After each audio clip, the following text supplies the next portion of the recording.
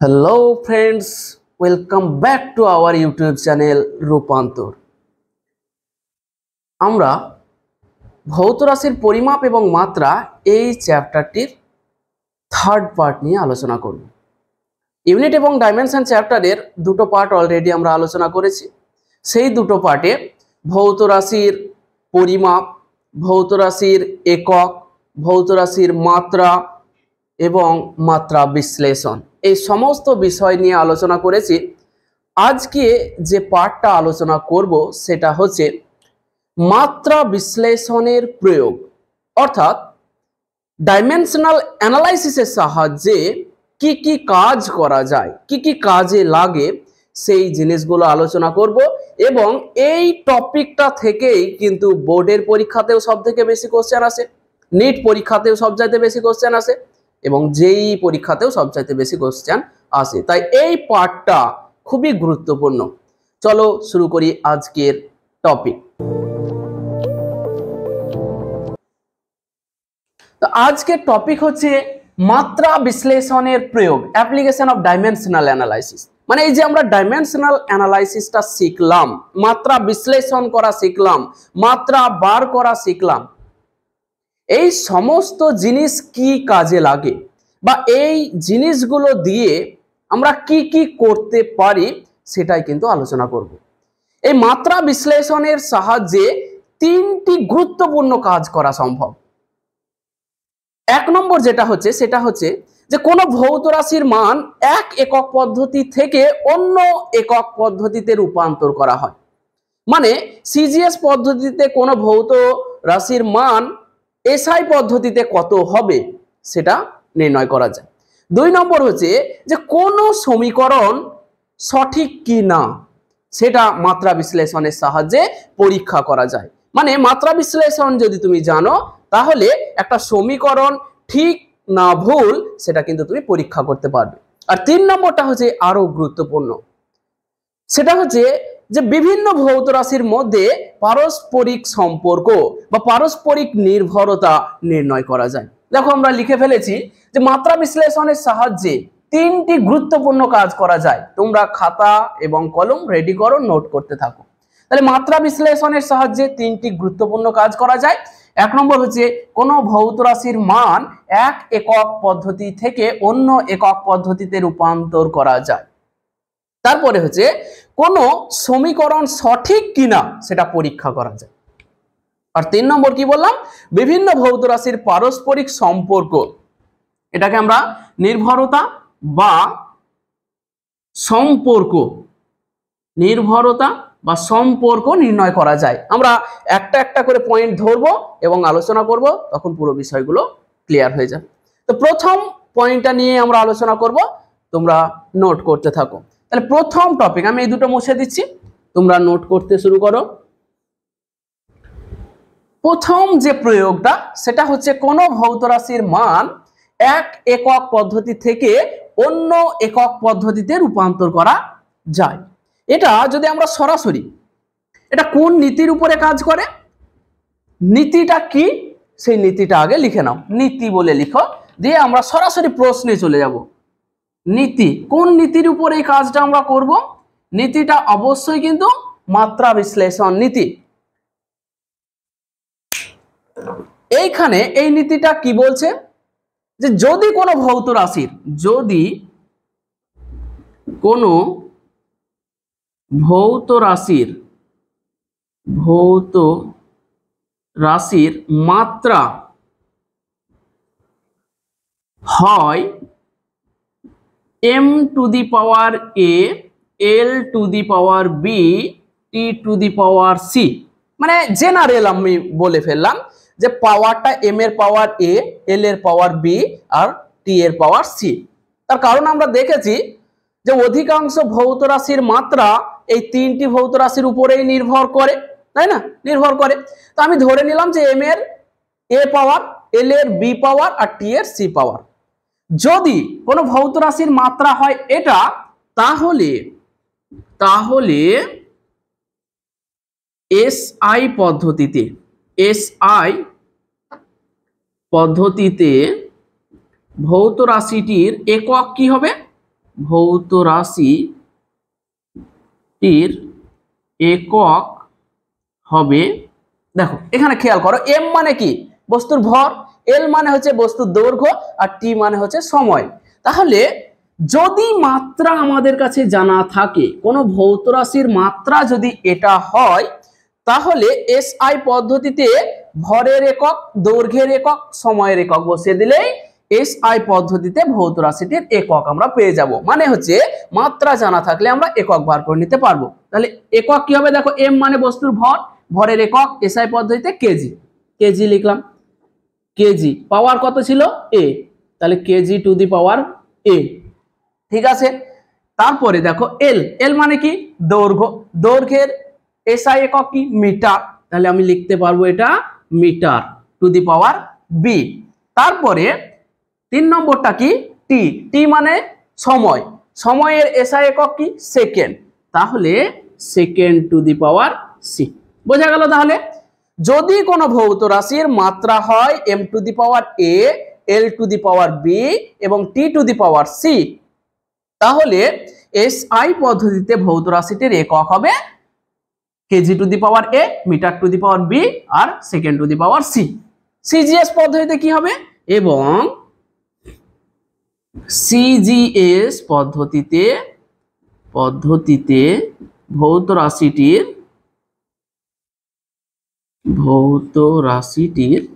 একক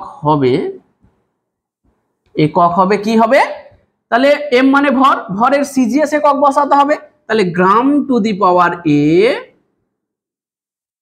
এল মানে দৈর্ঘ্য, দৈর্ঘ্যের সিজিএস একক হচ্ছে সেন্টিমিটার, তাহলে centimetre to the power B, এবং সময়ের সিজিএস একক হচ্ছে সেকেন্ড, তাহলে second to the power C. ঠিক আছে, এই গেল যে আমরা যদি কোনো ভৌত রাশির মাত্রা জানি, যদি মাত্রা জানা থাকে, তাহলে সেই ভৌত রাশিটির এসআই পদ্ধতিতে একক কি হবে সেটা আমরা বার করে নিতে পারবো, সিজিএস পদ্ধতিতে একক কি হবে সেটাও কিন্তু বার করে নিতে পারবো। পরিষ্কার হলো? আমাদের উদ্দেশ্য কি বলতো, কোনো ভৌত রাশির মান একটা একক পদ্ধতি থেকে আরেকটা একক পদ্ধতিতে রূপান্তর করব। তাহলে একটা আমি প্রশ্ন নিয়ে নিচ্ছি, প্রশ্ন হিসাবে লিখো, এইটুকু লেখা হয়ে গেল, এই নীতির উপরে আমরা কাজ করব। আচ্ছা, এখানটা আমি মুছে দিচ্ছি, একটা প্রশ্ন নিচ্ছি গাণিতিক, যেটা পরে 11-এর পরীক্ষায় তোমাদের পড়বে, সেটা দেখো ডাইরেক্ট লিখছি প্রশ্ন, আমি কিউ বলে লিখছি মানে প্রশ্ন, কোশ্চেন। 1 জুল সমান কত আর্গ, 1 জুল সমান কত আর্গ দেখাও, অথবা এরকম কোশ্চেনটা পরে দেখাও যে 1 জুল সমান 10 টু দি পাওয়ার 7 আর্গ, এরকম বোর্ডের পরীক্ষাতে পড়ে এটা। ঠিক আছে, তো আমরা কি করব, দেখো 1 জুল সমান কত আর্গ, বা দেখাও যে 1 জুল সমান 10 টু দি পাওয়ার 7 আর্গ হয়। তাহলে আর্গ কিসের একক বা জুল কিসের একক, কার্যের। যদি আমরা কার্যের মাত্রা জানি, তাহলে কার্যের প্রকৃত একক বা মেন যে এককটা সেটা আমরা লিখতে পারবো, কারণ জুল তো হচ্ছে ব্যবহারিক একক, এর মধ্যে এম এল টি এগুলো আছে। তাহলে আমরা জানি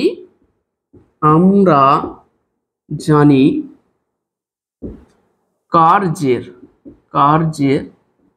একক হলো, কার্যের একক কি M L square T to the power -2, এটা হচ্ছে কার্যের একক।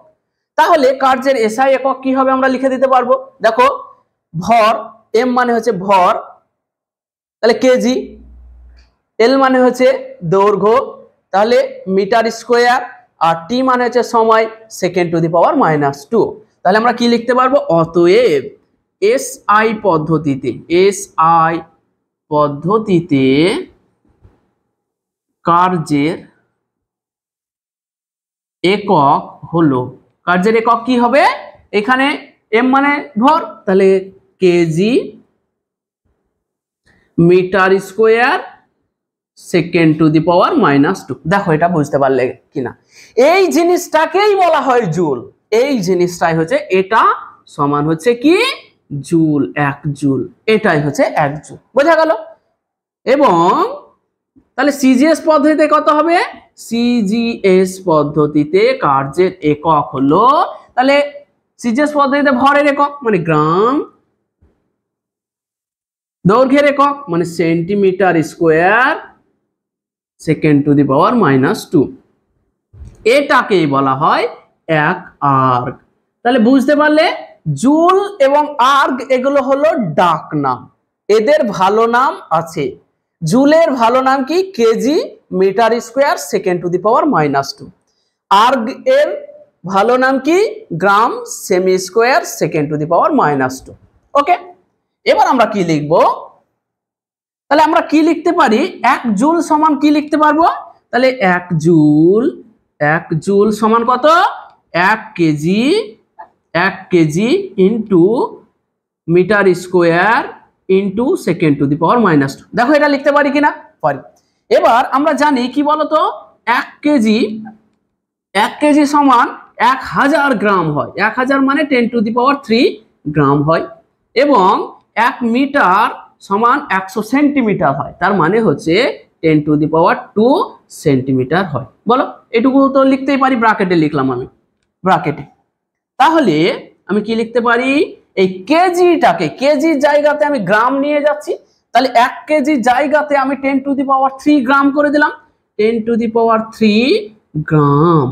মিটার, তাহলে 1 মিটার সমান কি 10 টু দি পাওয়ার 2 সেন্টিমিটার, তাহলে 10 টু দি পাওয়ার 2 সেন্টিমিটার, এটা কি 1 মিটার। আর মিটারের স্কোয়ার ছিল, তাহলে পুরোটার স্কোয়ার করলাম into second to the power -2। তার কারণ সিজিএস পদ্ধতিতেও সময়ের একক সেকেন্ড, এসআই পদ্ধতিতেও সেকেন্ড, তাই সেকেন্ড রেখে দিলাম। তাহলে দেখো তো 10 টু দি পাওয়ার 3, আর এইখানে দেখো 10 টু দি পাওয়ার 2 তার স্কোয়ার মানে 10 টু দি পাওয়ার 4, তাহলে 10 টু দি পাওয়ার 4 গ্রাম। দেখো এখানে গ্রাম ছিল, এখান থেকে সেন্টিমিটার স্কোয়ার আসলো, আর সেকেন্ড টু দি পাওয়ার -2। ঠিক আছে? তাহলে দেখো তো 10 two the power 3, 10 two the পাওয়ার 4 মানে 10 টু দি পাওয়ার 7, তাহলে 10 টু দি পাওয়ার 7 হলো এই gram centimetre square second to the power -2। এইটা কি? Gram centimetre square second to the power -2। খেয়াল করো, gram centimetre square second to the power -2 সমান কত? 1 আর্গ। বাহ, তাহলে এই জায়গাটাতে আমি কি করতে পারি বলো তো? এই জায়গাটাতে আর্গ বসিয়ে দিতে পারি। তাহলে আমি কি পাচ্ছি? আর্গ। বোঝা গেল? তাহলে 1 জুল সমান কত? 1 জুল সমান হয়ে গেল 10 টু দি পাওয়ার 7 আর্গ। প্রমাণিত, প্রমাণ করে দিলাম আমি। কিসের সাহায্যে করলাম? দেখো কিসের সাহায্যে? মাত্রা বিশ্লেষণ। প্রথমে দেখো আমার কাছে কি জানা ছিল? কার্যের মাত্রা জানা ছিল, সেই মাত্রা থেকে আমি এককটাকে রূপান্তর করলাম, সেই একক থেকে এসআই থেকে শুরু করলাম, সিজিএস এ চলে আসলাম, তাদের মধ্যে একটা সম্পর্ক। তাহলে ক লাইন দেখো, মানে ছোট ছোট 4টে লাইন। এই গেল প্রমাণটা যে 1 জুল সমান 10 টু দি পাওয়ার 7 আর্গ হয়। ক্লিয়ার হলো? এবার দেখো তোমরা আরেকটা জানো যে 1 নিউটন সমান কত হয়? 10 টু দি পাওয়ার 5 ডাইন। তাহলে সেটাও একটা কোশ্চেন হতে পারে, মুছে দিলাম, তোমরা নোট করতে থাকো। তাহলে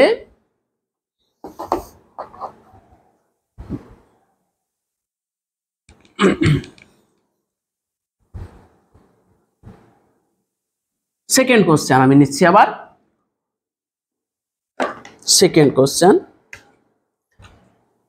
1 নিউটন সমান কত ডাইন হতে পারে? অনেক সময় এটা বলে যে দেখাও যে 1 নিউটন সমান 10 টু দি পাওয়ার 5 ডাইন। তাহলে এটাও আমাদের চুটকিতে হয়ে যাওয়ার কথা। দেখাও যে 1 নিউটন সমান 10 টু দি পাওয়ার 5 ডাইন। ওকে, আচ্ছা খেয়াল করো, তাহলে এই নিউটন বা ডাইন কিসের একক? নিউটন হলো এসআই পদ্ধতিতে বলের একক, আর ডাইন হচ্ছে সিজিএস পদ্ধতিতে বলের একক। তাহলে এটা রাশিটা কি? বল রাশি। তাহলে বলের মাত্রা জানলেই আমরা সবকিছু, দেখো নিউটন এবং ডাইন এগুলো হচ্ছে ডাক নাম, এদের ভালো নামটা আমরা মাত্রা থেকে বার করে নিব, তারপরে হয়ে যাবে। তাহলে আমরা জানি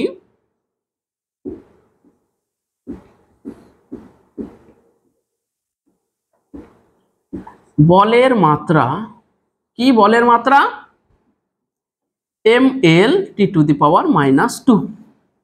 এই যে বল সমান কি হয়েছিল, F সমান ma, তাহলে ভরের মাত্রা গণিত ত্বরণের মাত্রা, সেটা আমরা আগের লেকচারে করেছি, যদি না দেখেছো তাহলে সেই লেকচারটা দেখে নাও। আচ্ছা, এইটা গেল আমাদের বলের মাত্রা। অতএব এসআই পদ্ধতিতে বলের একক হবে কি হবে, তাহলে এটা হচ্ছে ভর মানে কেজি, এসআই পদ্ধতিতে ভরের একক কেজি, এল মানে হচ্ছে দৈর্ঘ্য, তাহলে এসআই পদ্ধতিতে দৈর্ঘ্যের একক হলো মিটার, আর টি মানে হচ্ছে সময়, তাহলে (10⁻²). এইটাকেই বলা হয় 1 নিউটন, এইটাই হলো 1 নিউটন। ওকে, তাহলে এবং সিজিএস পদ্ধতিতে বলের একক হবে কি, তাহলে ভরের সিজিএস একক মানে হচ্ছে গ্রাম, দৈর্ঘ্যের সিজিএস একক মানে হচ্ছে সেন্টিমিটার, সময়ের সিজিএস একক মানে সব সময় সেকেন্ড। ওকে, এইটাকেই বলা হয় 1 ডাইন, এটাকেই 1 ডাইন বলা হয়। ওকে, তাহলে আমরা দেখো 1 নিউটন সমান কি লিখতে পারি, 1 নিউটন সমান লিখতে পারি 1 কেজি 1 মিটার (10⁻²) লিখতে পারি। তারপরে কি করে দিতে পারি, 1 কেজি সমান আমরা কি লিখে দিতে পারি 10⁻³ গ্রাম, 1 মিটার সমান কি লিখে দিতে পারি 100 সেন্টিমিটার মানে 10⁻² সেন্টিমিটার ইন্টু (10⁻²). ব্র্যাকেটে কি লিখবো, যেহেতু 1 কেজি সমান 10⁻³ গ্রাম, 1 মিটার সমান 10⁻² সেন্টিমিটার, বাস এইটুকু লিখে দেব। তাহলে দেখো তারপরে তাহলে 1 নিউটন সমান আমার কি দাঁড়াচ্ছে 10⁻³ আর 10 স্কোয়ার মানে 10⁵ গ্রাম সেন্টিমিটার (10⁻²) ব্র্যাকেটে ভরলাম। তাহলে কি দাঁড়ালো, 1 নিউটন সমান 10⁵ এই গ্রাম সেন্টিমিটার (10⁻²). দেখো গ্রাম সেন্টিমিটার (10⁻²), এটাকেই 1 ডাইন বলা হয়। তাহলে আমি কি লিখে দিতে পারি 1 ডাইন। তাহলে আবার কি হয়ে গেল, প্রমাণিত। তাহলে 1 নিউটন সমান 10⁵ ডাইন হয়। তাহলে এটা দেখো তো, এই যে আমরা কোন ভৌত রাশির মান একটা একক পদ্ধতি থেকে আরেকটা একক পদ্ধতিতে রূপান্তর করছি, সেটা মাত্রা বিশ্লেষণের সাহায্যে ভৌত রাশির মাত্রা থেকেই রূপান্তর করছি। তাহলে মাত্রা বিশ্লেষণের একটা প্রয়োগ আমরা দেখিয়ে দিলাম। ওকে, এরপরে আমরা মাত্রা বিশ্লেষণের দ্বিতীয় প্রয়োগটা নিয়ে আলোচনা করব। মুছে দিচ্ছি, তোমরা নোট করে নাও, পজ করে নোট করে নাও। ওকে, দ্বিতীয় প্রয়োগ।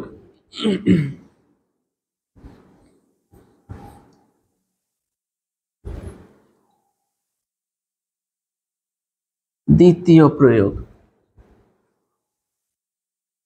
প্রয়োগটা কি ছিল, দেখো খাতাটা খুলে দেখো। দ্বিতীয় প্রয়োগটা ছিল যে কোন সমীকরণ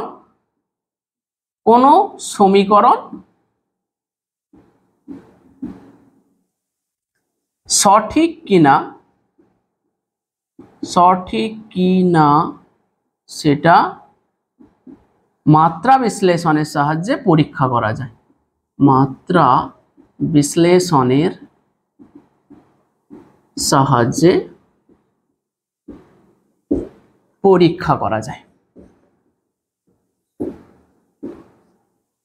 এইখান থেকে কিন্তু অনেক অঙ্ক আসে। কোন সমীকরণ সঠিক কি না সেটা মাত্রা বিশ্লেষণের সাহায্যে পরীক্ষা করা যায়। এটা কোন নীতির উপরে কাজ করে সেটা আগে আমরা জানব। নীতি বলে লিখব, নীতি। কোন নীতির উপরে কাজ করবে এটা? নীতিটা হচ্ছে যে কোনো সঠিক সমীকরণ, যদি কোনো সমীকরণ সঠিক হয় তাহলে তার বাম দিকের মাত্রা এবং ডান দিকের মাত্রা সব সময় কি হবে, একই হবে। যে কোনো সঠিক সমীকরণের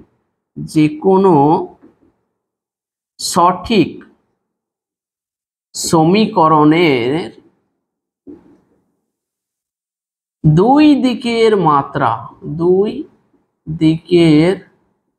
মাত্রা অবশ্যই একই হবে, অবশ্যই একই হবে। তার মানে কি, যে ধরো x সমান y, এই সমীকরণটা যদি সঠিক হয় তাহলে x এর মাত্রা যা হবে y এর মাত্রা সেটাই হবে। আর একটা এখানে নীতি আমাকে লিখতেই হবে, সেটা হচ্ছে যে শুধুমাত্র সমমাত্রিক রাশির ক্ষেত্রেই যোগ বা বিয়োগ সম্ভব। যেমন 2 গ্রাম বা 3 গ্রাম প্লাস 2 গ্রাম সমান তুমি 5 গ্রাম লিখতে পারবে, এটা কারেক্ট। কিন্তু 3 গ্রামের সাথে তুমি 2 সেন্টিমিটার কখনোই যোগ করতে পারবে না। তার মানেটা কি, ভরের সাথে ভর যোগ করতে পারবে, ভর থেকে ভর বিয়োগ করতে পারবে, কিন্তু ভরের সাথে দৈর্ঘ্য যোগ করতে পারবে না, ভর থেকে দৈর্ঘ্য বিয়োগ করতে পারবে না, ভরের সাথে সময় যোগ করতে পারবে না। তার মানেটা কি, যে শুধুমাত্র সমমাত্রিক রাশির ক্ষেত্রেই যোগ বা বিয়োগ সম্ভব। লিখে ফেলি, স্টার দাও, খুব গুরুত্বপূর্ণ। শুধুমাত্র সমমাত্রিক রাশির ক্ষেত্রেই যোগ বা বিয়োগ সম্ভব, যোগ বা বিয়োগ সম্ভব। কিন্তু গুণ বা ভাগ সবার জন্য প্রযোজ্য, সবার ক্ষেত্রে চলবে। কিন্তু যোগ করতে গেলে রাশি দুটোকে সমজাতীয় হতে হবে, বিয়োগ করতে গেলেও রাশি দুটোকে সমজাতীয় হতে হবে। এইটা আমি আগের লেকচারেও শেষ দিকে একটু বলেছি, সেখানটা দেখতে পারো। আচ্ছা, এরপরে আমরা সরাসরি চলে যাব যে কোন সমীকরণ সঠিক কিনা সেটা কিভাবে যাচাই করব। তাহলে দেখো, x সমান y প্লাস জেড, এটা ধরো একটা সমীকরণ। এই সমীকরণটা যদি সঠিক হয় তাহলে x এর মাত্রা যা হবে y প্লাস জেড এদের মাত্রাও তাই হবে। তার মানে হচ্ছে, আবার একটু আগেই বললাম যে শুধুমাত্র সমমাত্রিক রাশির ক্ষেত্রেই যোগ বা বিয়োগ সম্ভব। দাঁড়ালো কি, যে x এর মাত্রা যা হবে y প্লাস জেড এর মাত্রা সেটাই হবে। আবার যেহেতু এরা যোগ অবস্থায় আছে, তাই y এর মাত্রা যা হবে z এর মাত্রাও তাই হবে। তাহলে আমরা কি বলতে পারি, যে এই সমীকরণটি যদি সঠিক হয় তাহলে x এর মাত্রা যা হবে y এর মাত্রা তাই হবে, z এর মাত্রাও তাই হবে। বোঝা গেল কি গেল না? তাহলে আমরা লিখে ফেলি যে এই সমীকরণটি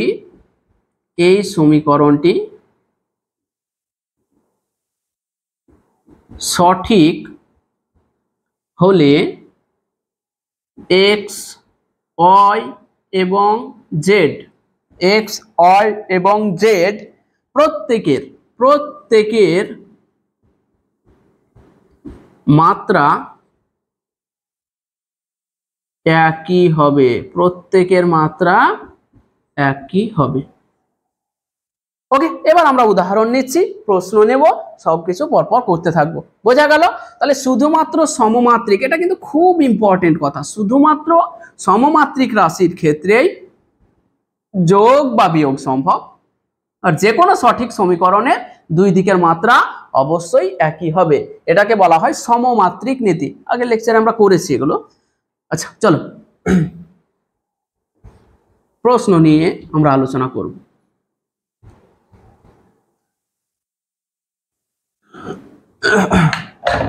একমাত্রিক সমীকরণে কোশ্চেন আকারে নিয়ে নিচ্ছি। এস সমান হলো ইউটি প্লাস হাফ এ টি স্কোয়ার, এস সমান ইউটি প্লাস হাফ এ টি স্কোয়ার। এই সমীকরণটা একমাত্রিক গতি চ্যাপ্টারের একটা সমীকরণ। এখানে এইটা হচ্ছে সরণ, এস মানে হচ্ছে সরণ, ইউ মানে হচ্ছে প্রাথমিক বেগ, তোমরা লিখে নাও প্রাথমিক বেগ, টি মানে হচ্ছে সময়, এ মানে হচ্ছে ত্বরণ। ঠিক আছে? তো এই সমীকরণটা সঠিক কিনা আমাকে যাচাই করতে হবে। তাহলে আমরা কি করব, এই সমীকরণটি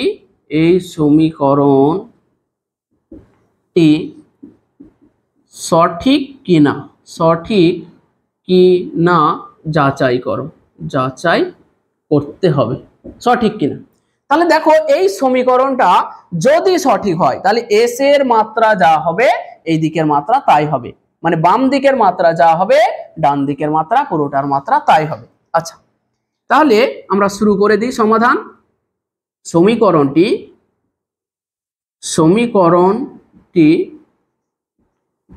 সঠিক হলে এই যে থার্ড ব্র্যাকেটে ভরে দিচ্ছি এস, থার্ড ব্র্যাকেটে মানে কি এস এর মাত্রা বোঝাচ্ছি, সমান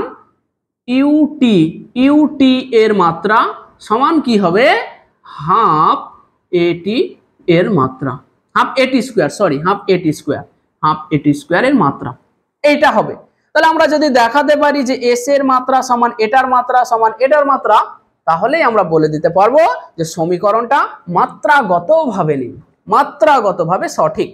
তাহলে এস মানে কি সরণ, তাহলে সরণের মাত্রা কি দৈর্ঘ্যের মাত্রা, যে কোনো ধরনের দৈর্ঘ্যেরই মাত্রা হচ্ছে এল।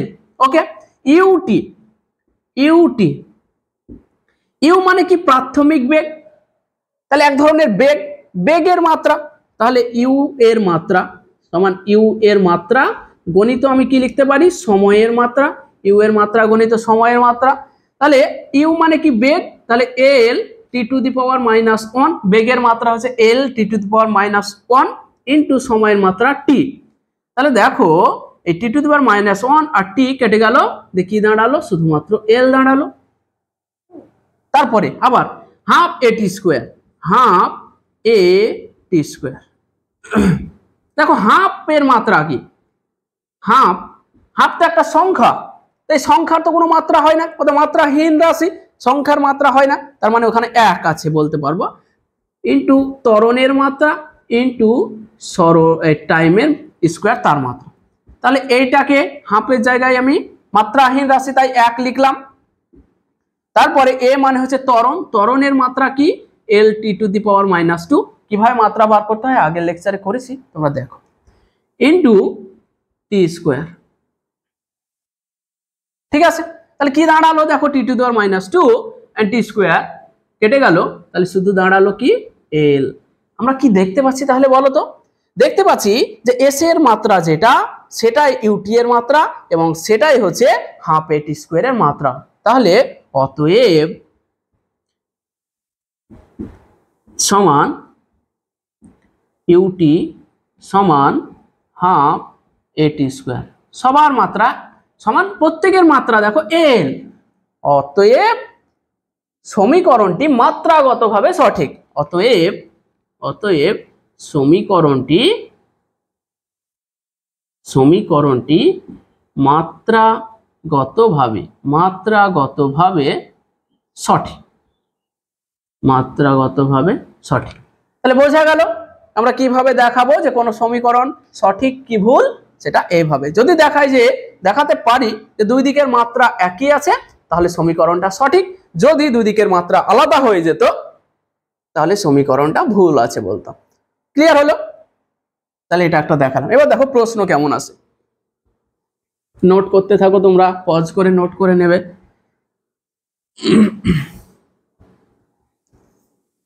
গেল, এরপরে আমরা কোশ্চেন আকারে নিয়ে নিচ্ছি। P plus question P plus A by V square into V minus 3b সমান nRT, তাই তো, সমান হচ্ছে RT লিখি। এক মোল গ্যাসের ক্ষেত্রে এটাকে বলা হয় ভ্যান ডার ওয়ালস সমীকরণ। গ্যাস চ্যাপ্টার যখন 11-এ পড়বে তোমরা দেখতে পাবে যে এটা একটা গ্যাসের বাস্তব গ্যাসের সমীকরণ। এইখানে এ এবং বি দুটো হচ্ছে ধ্রুবক, এই ধ্রুবক দুটির মাত্রা বার করতে হবে। তাহলে দেখো যদি সমীকরণটা সঠিক হয়, এটা যদি সঠিক হয় তাহলে এ ও বি এর মাত্রা কি হবে, মাত্রা কি হবে? বিভিন্ন ধরনের কম্পিটিটিভ পরীক্ষাতে এই কোশ্চেনটা পড়েছে, তাই আমি এই কোশ্চেনটাকে তুলে এনেছি। দেখো, তাহলে এই সমীকরণটা ওরা বলে দিয়েছে যে সমীকরণটা সঠিক, তোমাকে ভাবতে হবে না, তোমাকে পরীক্ষা করতে হবে না, সমীকরণটা ওরাই বলে দিয়েছে সঠিক। দিয়ে বলছে এ এবং বি এর তাহলে মাত্রাটা বার করো। যদি এ এবং বি এর মাত্রা আমাদেরকে বার করতে দেয় তাহলে কি করব? দেখো, আমরা একটু আগেই শিখলাম যে শুধুমাত্র সমমাত্রিক রাশির ক্ষেত্রেই যোগ বা বিয়োগ সম্ভব। বললাম কি না? শুধুমাত্র সমমাত্রিক রাশির ক্ষেত্রে যোগ বা বিয়োগ সম্ভব। এইখানে দেখো ভি মাইনাস 3বি এরা কি আকারে আছে? বিয়োগ আকারে আছে। তাহলে ভি মানে আয়তন, এটা হচ্ছে গ্যাসের আয়তন, লিখে নাও আয়তন। আর পি মানে হচ্ছে গ্যাসের চাপ, প্রেসার, চাপ, এটা হলো আয়তন, চাপ। আর টি মানে হচ্ছে উষ্ণতা, ওগুলো দরকার পড়বে না। তাহলে যেহেতু ভি মাইনাস 3বি অর্থাৎ আয়তনের সাথে 3বি মাইনাস আকারে আছে, তাহলে ভি এবং 3বি এর মাত্রা অবশ্যই একই আছে, না হলে কখনোই যোগ বা বিয়োগ করা যেত না। সমমাত্রিক রাশি ছাড়া বিয়োগ করা যায় না, সমমাত্রিক রাশি ছাড়া যোগ করা যায় না। তাহলে আমরা কি লিখতে পারি? এখান থেকে 1 নম্বর বলে লিখে দিতে পারি ভি ও 3বি এর মাত্রা অবশ্যই একই, অবশ্যই একই। কারণটা কি? কারণ শুধুমাত্র সমমাত্রিক রাশির ক্ষেত্রেই যোগ বা বিয়োগ সম্ভব। সমমাত্রিক রাশির ক্ষেত্রেই যোগ বা বিয়োগ সম্ভব। বোঝা গেল? শুধুমাত্র সমমাত্রিক রাশির ক্ষেত্রেই যোগ বা বিয়োগ সম্ভব। তাহলে আমরা কি লিখতে পারি? যে 3বি এর মাত্রা সমান কার মাত্রা? আয়তনের মাত্রা। আয়তনের মাত্রা কি হয়? এল কিউব। তাহলে দেখো এই তিনটা তো কোনো ব্যাপার নাই, তাহলে বি এর মাত্রা সমান কি হয়ে যাবে আমাদের? এল কিউব। বোঝা গেল? তাহলে বি এর মাত্রা বেরিয়ে গেল। 2 নম্বর দেখো, 2 নম্বর আমাদের কি করতে হবে? এবার এ এর মাত্রা বার করতে হবে। তাহলে দেখো পি এর সাথে এই পুরো রাশিটা কি আকারে আছে? যোগ আকারে আছে। তাহলে আমি কি বলতে পারি? পি এবং এ প্লাস ভি স্কোয়ারের মাত্রা সমান হবে, তার কারণ পি এর সাথে এই রাশিটা যোগ আকারে আছে। তাহলে আমরা কি বলতে পারি? পি এবং এ বাই ভি স্কোয়ার এর মাত্রা অবশ্যই একই হবে, অবশ্যই একই হবে। কেন হবে? এই যে কারণ, যে শুধুমাত্র সমজাতীয় রাশির ক্ষেত্রেই যোগ বা বিয়োগ সম্ভব হবে। তাহলে আমরা কি লিখতে পারি? দেখো এ এর মাত্রা বাই ভি স্কোয়ারের মাত্রা, ভি মানে আয়তন, সমান কি? চাপের মাত্রা। চাপের মাত্রা, চাপ সমান কি হয়? চাপ সমান হয় বল বাই ক্ষেত্রফল, বল বাই ক্ষেত্রফল, চাপ। আচ্ছা, তাহলে বল মানে কি? বলের মাত্রা M L T to the power -2 divided by ক্ষেত্রফল মানে কি? L square. তাহলে দাঁড়ালো কি? M L to the power -1 T to the power -2। তাহলে চাপের মাত্রা এটা। তাহলে দেখো তো আমাদের উদ্দেশ্য কি বলতো? আমাদের উদ্দেশ্য হচ্ছে এ এর মাত্রা বার করব, এ এর মাত্রা। তাহলে পি এর মাত্রা গণিত ভি স্কোয়ারের মাত্রা, এটা আমাদেরকে বার করব। তাহলে পি এর মাত্রা আমি পেয়ে গেছি, দেখো M L to the power -1 T to the power -2 into আয়তনের স্কোয়ার মানে এল কিউব তার স্কোয়ার সমান কি দাঁড়ালো? তাহলে দেখো এল টু দি পাওয়ার 6, তাহলে M L to the power 5, দেখো এখানে -1 আছে, M L to the power 5 T to the power -2, এইটাই হলো এ এর মাত্রা। বোঝা গেল? তাহলে দেখো নীতিগুলো কত গুরুত্বপূর্ণ। ওই নীতিগুলো জানলেই যে কোনো ধরনের, এটা বড় নেট লেভেলের পরীক্ষায়, যেই লেভেলের পরীক্ষায় কোশ্চেনটা পড়েছে। তো এ এর মাত্রা হলো M L to the power 5 T to the power -2। Clear হলো? বুঝতে পারলে? আচ্ছা, তারপরে দেখো তারপরে কোশ্চেন আমরা নিব, মুছে দিচ্ছি, তোমরা লিখে নাও।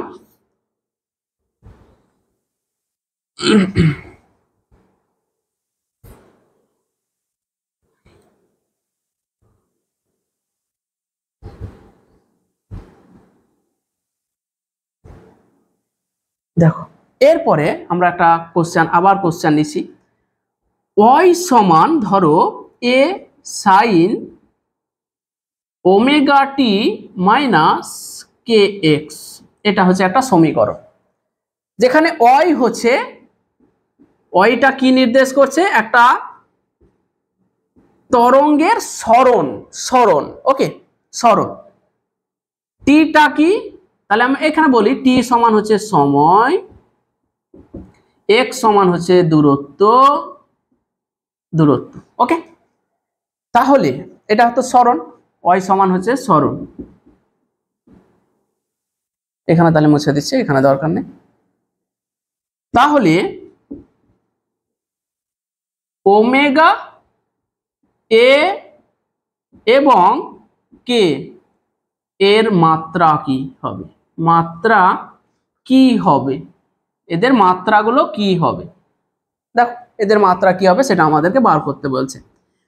তাহলে দেখো তো, আমরা জানি কোণ, আমরা যে কোনো জিনিসকে কি লিখি, এরকম সাইন থিটা আকারে লিখি। মানে ওই যে থিটার কাছে যে জিনিসটা থাকে সেটা কি নির্দেশ করে, থিটার কাছে যে জিনিসটা থাকে সেটা নির্দেশ করে কোণ। এবং আগের লেকচারে আমরা দেখেছি কোণ হলো একটা মাত্রাহীন রাশি, তাহলে কোণ যদি মাত্রাহীন রাশি হয় তাহলে ওমেগা টি মাইনাস কে এক্স, এই পুরো জিনিসটার মাত্রা কত হবে, অন হবে। কারণ যে সমস্ত ভৌত রাশির মাত্রা অন হয় তাদেরকে মাত্রাহীন রাশি বলা হয়। তাহলে আমি কি বলতে পারি এখানে, যে কোণ, তাহলে ওমেগা টি মাইনাস কে এক্স কোণ নির্দেশ করে, ওকে, কোণকে নির্দেশ করে। আমরা জানি কোণ হলো একটি মাত্রাহীন রাশি, ওকে, মাত্রাহীন রাশি। তাই ওমেগা টি মাইনাস কে এক্স এই পুরোটার মাত্রা কত হয়ে যাবে, অন হয়ে যাবে। আবার আমরা কি জানি, যে সমজাতীয় রাশির ক্ষেত্রেই যোগ বা বিয়োগ সম্ভব, বা সমমাত্রিক রাশির ক্ষেত্রেই শুধুমাত্র যোগ বা বিয়োগ সম্ভব। তাহলে এটাকে আমরা কি লিখতে পারি, ওমেগা টি এর মাত্রা যা হবে কে এক্স এর মাত্রা তাই হবে, কারণ সমমাত্রিক রাশি ছাড়া বিয়োগ করা যায় না। তাহলে কে এক্স সমান অন হবে। ব্র্যাকেটে কি লিখবো, যেহেতু, কারণ সমমাত্রিক রাশির ক্ষেত্রেই বিয়োগ সম্ভব, ঠিক আছে। তাহলে আমরা ওমেগা টি কি লিখতে পারি, 1 নম্বর লিখতে পারি। দেখো ওমেগা টি এর মাত্রা সমান কত হবে, অন হবে। তাহলে ওমেগা এর মাত্রা সমান কি হবে, অন বাই টি এর মাত্রা হবে, সমান কি হবে, অন বাই ক্যাপিটাল টি, তার মানে হচ্ছে T to the power minus one. তাহলে ওমেগা এর মাত্রা কি হয়ে গেল, T to the power minus one. তারপরে 2 নম্বর, দেখো 2 নম্বর হচ্ছে কে এক্স এর মাত্রা কত হবে, আবার অন। তাহলে এটা থেকে আমরা কি লিখতে পারবো, কে এর মাত্রা সমান হচ্ছে অন বাই এক্স এর মাত্রা সমান, এক্স কি বলে দিয়েছে দেখো, সরণ বা দূরত্ব, তো দূরত্বের মাত্রা কি, এল, তাহলে অন বাই এল।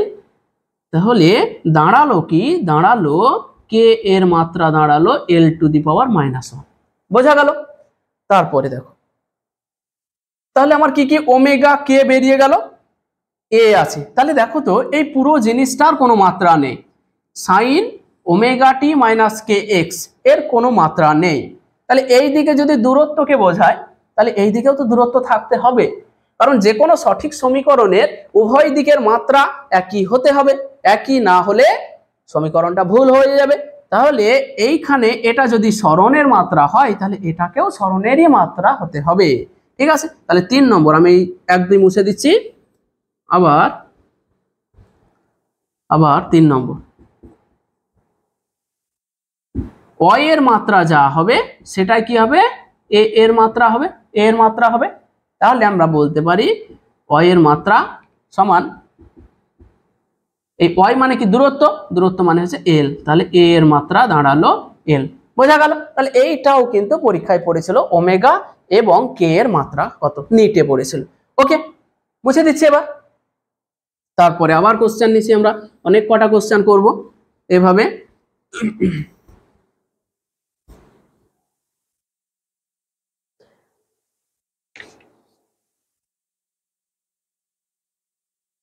দেখো এফ সমান A T to the power -1 plus B T হলে, বিটি হলে এ এবং বি এর মাত্রা কি, এ এবং বি এর মাত্রা কি হবে?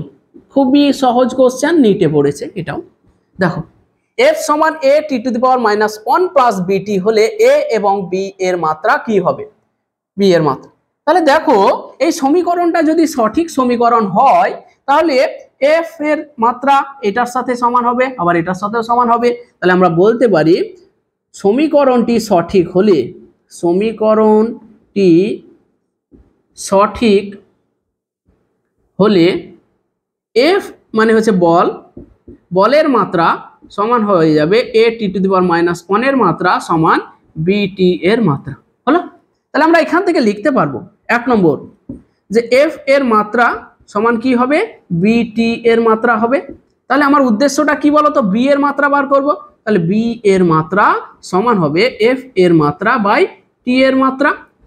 এফ এর মাত্রা কি, এফ মানে হচ্ছে বল, তো বলের মাত্রা দাঁড়াবে M L T to the power -2 divided by T সমান কি দাঁড়ালো M L T to the power -3। এটাই হয়ে গেল বি এর মাত্রা। তাহলে এইখান থেকে আমরা বলতে পারবো বি এর মাত্রা সমান হবে M L T to the power -3। Clear? এরপর আমরা এ মাত্রা বার করব 2 নম্বর দিয়ে। তাহলে এফ সমান কি লিখতে পারবো, এ টি টু দি পাওয়ার -1 সমান, তাহলে দেখো এ এর মাত্রা বার করব, সমান হয়ে যাবে F by T to the power -1 এর মাত্রা। তাহলে এফ এর মাত্রা কি, M L T to the power -2 divided by T to the power -1। দাঁড়াবে কি, দাঁড়াবে একটা টি টি কেটে যাবে, টি to the power -1 T to the power -1 কেটে যাবে, তাহলে আমার দাঁড়িয়ে যাবে M L T to the power -1। কি দাঁড়ালো?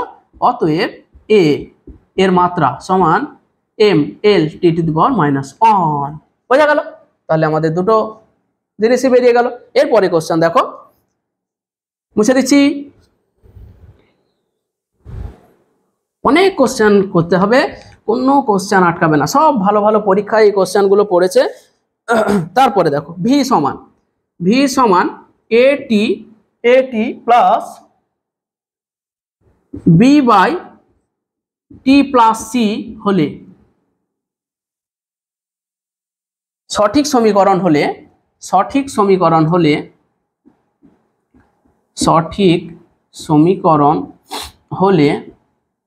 সঠিক যদি সমীকরণ হয় তাহলে কি বলবো, এ বি এবং সি এর মাত্রা কি হবে, বাস। তাহলে এই সমীকরণটা যদি সঠিক সমীকরণকে নির্দেশ করে তাহলে এই ভি মানে হচ্ছে বেগ, বেগের মাত্রা যা হবে এই এটি এর মাত্রা তা হবে, আবার এটারও মাত্রা সেটাই হবে। তাহলে আমরা বলতে পারবো, কি বলতে পারবো, সমীকরণটি বলে দিয়েছে, সমীকরণটি সঠিক, তাই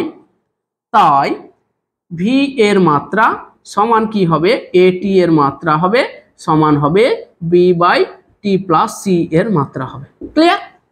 যেহেতু সমীকরণটি সঠিক তাই হবে। তাহলে এইখান থেকে আমার এ এর মাত্রা 1 নম্বর দিয়ে এ এর মাত্রা বার করব। এ টি এর মাত্রা সমান কি, বেগের মাত্রা, ভিটা হচ্ছে বেগ, ভি সমান হচ্ছে বেগ। হ্যাঁ, আর টি সমান হচ্ছে সময়, এই দুটো হচ্ছে। তাহলে এ এর মাত্রা সমান হবে ভি এর মাত্রা বাই টি এর মাত্রা। বলো তো ভি মানে কি? বেগ। বেগ মানে হচ্ছে L T to the power -1 divided by T. তাহলে কি দাঁড়ালো? দাঁড়ালো এল টি টু দি পাওয়ার -2। তাহলে এ এর মাত্রা সমান কি হয়ে গেল? এল টি টু দি পাওয়ার -2, একটা বেরিয়ে গেল। ওকে, এবার বি বার করব। তার আগে দেখো টি এর সাথে সি যোগ আকারে আছে, টি এর সাথে সি যোগ আকারে আছে। কখন যোগ আকারে থাকতে পারে? যখন দুটো রাশির মাত্রা একই হয় তখনই তারা যোগ আকারে থাকতে পারবে। তাহলে আমরা কি লিখতে পারি? সি এর মাত্রা সমান কার মাত্রা হবে? সময়ের মাত্রা হবে। তাহলে 2 নম্বরে আমরা লিখতে পারি টি ও সি যোগ আকারে আছে, আকারে আছে। তাই তাই কি হবে? অবশ্যই টি এর মাত্রা সমান সি এর মাত্রা হবেই হবে। তাহলে সি এর মাত্রা সমান কি দাঁড়িয়ে গেল? টি দাঁড়িয়ে গেল। 3 নম্বর দেখো, 3 নম্বর। ওকে, তাহলে আবার এই ভি এর মাত্রা সমান এই পুরোটার মাত্রা হবে। তাহলে বলতে পারি ভি এর মাত্রা সমান কি? বি এর মাত্রা বাই টি প্লাস সি তার মাত্রা। ওকে, সমান। তাহলে আমার বি এর মাত্রা বার করতে হবে। ইমপ্লাই দ্যাট বি এর মাত্রা সমান ভি এর মাত্রা গণিত টি প্লাস সি তার মাত্রা। দেখো ভি এর মাত্রা কি? এল T to the power -1 into, দেখো টি প্লাস টি মাত্রা কত? 2টি, কিন্তু 2টা কোনো মাত্রা নয়, শুধু টি হচ্ছে মাত্রা, টি হচ্ছে মাত্রা। তাহলে কি দাঁড়ালো? এই টি টি কেটে গেল, শুধুমাত্র দাঁড়িয়ে থাকলো এল। তাহলে বাকি সব বসে গেল। এইটা হয়ে গেল বি এর মাত্রা। তাহলে এ এর মাত্রা বার করে নিয়েছি, সি এর মাত্রা বার হলো, বি এর মাত্রা বেরিয়ে গেল। সমস্ত কিছু ক্লিয়ার হয়ে গেল। ক্লিয়ার? বুঝতে পেরেছো তোমরা সবাই?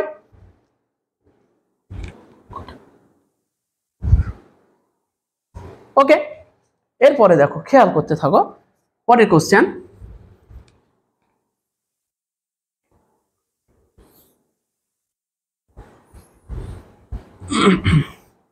পরের কোশ্চেন দেখো, পরের কোশ্চেন।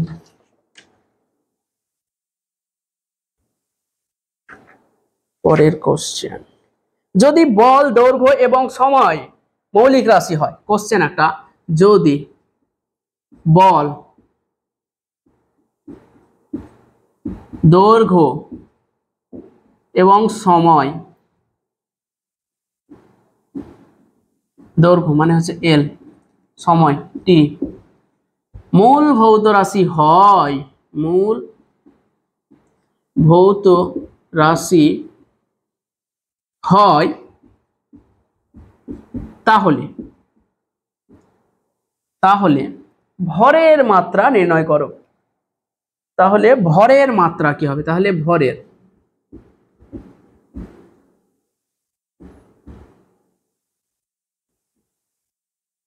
খেয়াল করো কোশ্চেনটা আর ওয়েটটা খেয়াল করো। আমরা কি জানি? বল হলো একটা লব্ধ ভৌত রাশি, মানে বলের মাত্রাটা এম এল টি এদের দ্বারা গঠিত, এরকমই আমরা শিখেছি। এই কোশ্চেনটাতে কি বলছে দেখো, যদি বল, দৈর্ঘ্য এবং সময় মূল ভৌত রাশি হয় তাহলে ভরের মাত্রা কি হবে? আমরা তো জানি ভরের মাত্রা এম, যখন এফটা লব্ধ একক, কিন্তু এখানে বলছে বল হচ্ছে মূল ভৌত রাশি। যাদেরকে মূল ভৌত রাশি বলে দেওয়া হবে তাদের মাত্রা সেটাই হবে। যেমন এখানে বলের মাত্রা বলছে, বল একটা মূল ভৌত রাশি। যদি বল মূল ভৌত রাশি হয় তাহলে বলের মাত্রা অন্য কারোর উপরে নির্ভর করে না, মানে একটা ইমাজিনারি ধরো সিস্টেম, সেখানে বলছে বলটাই ওদের মূল ভৌত রাশি। তাহলে বলের মাত্রা সেখানে কি হবে? এফ হয়ে যাবে। এফ হলো তাদের বলের মাত্রা, দৈর্ঘ্যের মাত্রা এল হলো, আর সময়ের মাত্রা টি হলো। যদি এই রকম হয় তাহলে বলছে ওদের সিস্টেমে ভরের মাত্রা কত হবে। তাহলে আমরা জানি এফ সমান কি হয়? ভর গণিত ত্বরণ হয়। এফ সমান বল সমান ভর গণিত ত্বরণ হয়। আমাকে বলছে ভরের মাত্রা কি হবে বার করো। যদি বলটা মূল ভৌত রাশি হয়, যদি বলটা মূল ভৌত রাশি হয়। যদি বল মূল ভৌত রাশি না হতো তাহলে তো ভরের মাত্রা এম ই আসতো, এখানে কিন্তু এম আসবে না। তাহলে দেখো এইখানে ভরের মাত্রা আমরা সমান কি লিখতে পারবো, এফ এর মাত্রা ডিভাইডেড বাই এ এর মাত্রা। এবার বলছে দেখো আমরা কি জানি যে বলের মাত্রা কি হয়, M L T to the power -2। এটা আমরা জানি যখন দৈর্ঘ্য ভর সময় এরা হচ্ছে মূল ভৌত রাশি এবং বল হচ্ছে লব্ধ ভৌত রাশি। এখানে কিন্তু বল মূল ভৌত রাশি, তাই এইটা লিখবে না, এটা লিখবে না। বল যেহেতু মূল ভৌত রাশি তাই বলের মাত্রা এফ লিখবে, বলে দিয়েছে ব্র্যাকেটে এফ।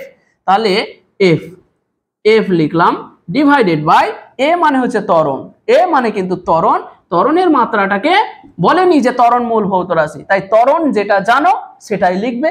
তাহলে এ সমান কি হয়ে গেল, ত্বরণের মাত্রা এল টি টু দি পাওয়ার -2 এটা হয়। তাহলে আমার কি দাঁড়ালো, এল টি টু দি পাওয়ার -2। তাহলে ভরের মাত্রা কি হলো, ভরের মাত্রা হয়ে যাবে F L inverse T to the power 2।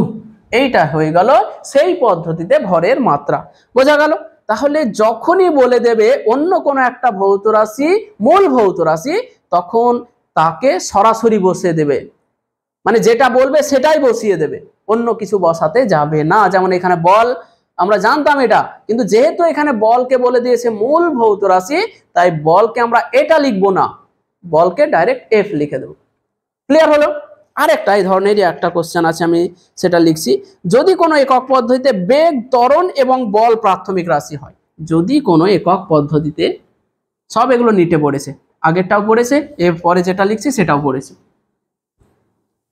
দেখো যদি কোনো একক পদ্ধতিতে, যদি কোনো একক পদ্ধতিতে বেগ, ব্র্যাকেটে বলে দিচ্ছে বেগের মাত্রা ভি, ত্বরণ, ত্বরণের মাত্রা ব্র্যাকেটে বলে দিচ্ছে ক্যাপিটাল এ, এবং বল ব্র্যাকেটে বলে দিচ্ছে মাত্রা এফ, মূল ভৌত, যদি কোনো একক পদ্ধতিতে বেগ, ত্বরণ এবং বল প্রাথমিক রাশি হয়, প্রাথমিক রাশি হয়, তাহলে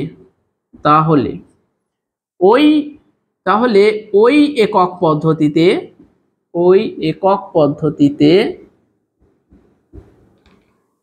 ভর বেগের মাত্রা কি হবে, ভর বেগের মাত্রা কি হবে। দেখো কোশ্চেনটা খেয়াল করো, বলে দিয়েছে বেগ, বেগ একটা মূল ভৌত রাশি, আমরা কি জানি বেগ লব্ধ ভৌত রাশি, কারণ বেগের মাত্রা এল টি এর উপরে নির্ভর করে। কিন্তু বলছে না, আমাদের একটা আলাদা একক পদ্ধতি আছে, তোমাদেরটাকে আমরা মানি না। বলছে আমাদের একটা একক পদ্ধতি আছে, সেই একক পদ্ধতিতে বেগকে আমরা মূল ভৌত রাশি করেছি, ত্বরণকে মূল ভৌত রাশি করেছি এবং বলকে মূল ভৌত রাশি করেছি। তোমরা এম এল টি করেছো, আমরা করেছি বেগ, ত্বরণ এবং বলকে। তাহলে আমাদের পদ্ধতিতে ভরবেগের মাত্রা কি হবে, আমরা জানি ভরবেগ সমান কি, আমরা জানি ভরবেগ, ভরবেগ পি সমান কি হয়, এম ইন্টু ভি, মানে ভর গণিত বেগ, অ্যাকচুয়ালি হচ্ছে কি ভর গণিত বেগ এটা।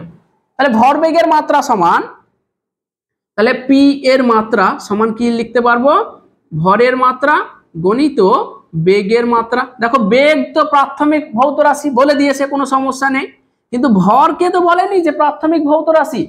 তাহলে এইটাকে এবার আমরা ভরটাকে তাহলে বার করে নিচ্ছি।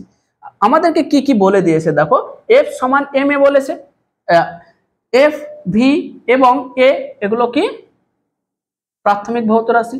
তাহলে আমরা এফ সমান কি জানি বলো তো, এম ইন্টু এ, জানি কি না বলো, এফ সমান এম এ জানি আমরা। তাহলে এইখান থেকে আমাদেরকে কি করতে হবে, এম এর মাত্রাটাকে বার করতে হবে। এম এর মাত্রা সমান বলের মাত্রা বাই ত্বরণের মাত্রা। খেয়াল করো ওরা বলের মাত্রা বলে দিয়েছে এফ, তোমাকে বসাতে হবে না, ত্বরণের মাত্রাও বলে দিয়েছে ক্যাপিটাল এ, তোমাকে মনে করে কিছু বসাতে হবে না। তাহলে এটা কি দাঁড়ালো, এফ বাই এ সমান কি দাঁড়ালো, F A to the power -এ, F A to the power -এ। তাহলে এটা কার মাত্রা? এটা হলো ভরের মাত্রা। তাহলে আমরা ভরের মাত্রাটাকে বসিয়ে দিচ্ছি। তাহলে ভরের মাত্রা কি দাঁড়ালো? ইনটু বেগের মাত্রা বলে দিয়েছে ভি, তাহলে দাঁড়ালো F V A to the power -1। এইটাই হয়ে গেল ওদের পদ্ধতিতে ভরবেগের মাত্রা, ভরবেগের মাত্রা। এটা হলো তাদের পদ্ধতিতে ভরবেগের মাত্রা। দেখো এখান থেকে কিন্তু আমাদেরকে ভরের মাত্রাটা বার করতে হলো, কারণ ভরের মাত্রা তো এম হবে না, তার কারণ ওদের একক পদ্ধতিতে বল, বেগ, ত্বরণ এগুলো হচ্ছে মূল ভৌত রাশি। ঠিক আছে, তাহলে এই ধরনের প্রবলেম খুবই ইম্পর্টেন্ট নেট ফিটে পড়বে। আর একটা, তাহলে এই আমাদের মোটামুটি ভাবতে পারো এরকম অনেক কোশ্চেন করা যায়, আবার করব, আজকে 7-8টা করে দিলাম। এরপরে আমরা আরেকটা গুরুত্বপূর্ণ পার্ট নিয়ে আলোচনা করতে চলেছি।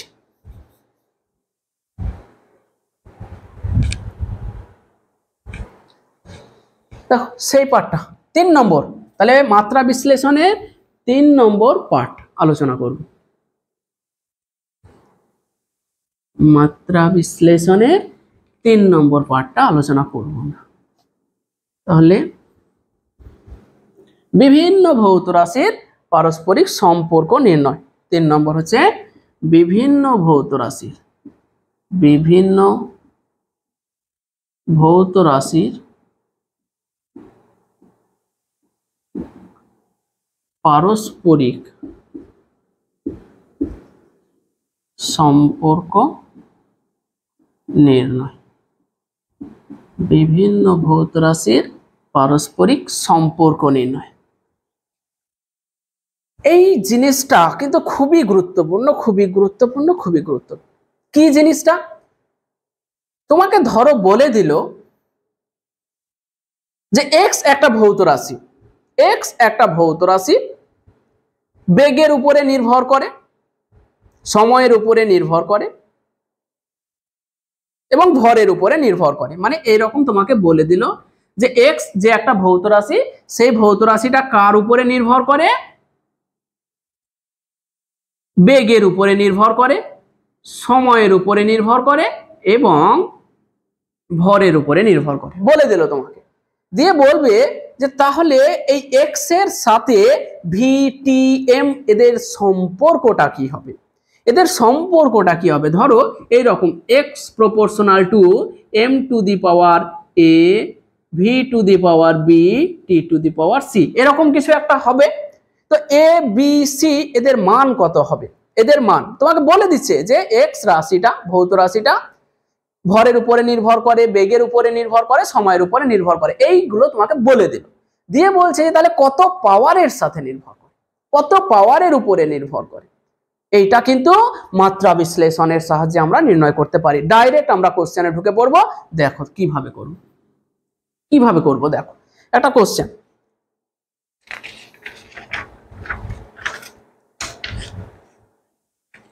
বলছে যে একটা কোশ্চেন আকারে নিয়েছি, এটা 3 নম্বর পার্ট নিয়ে আমরা আলোচনা শুরু করে দিয়েছি।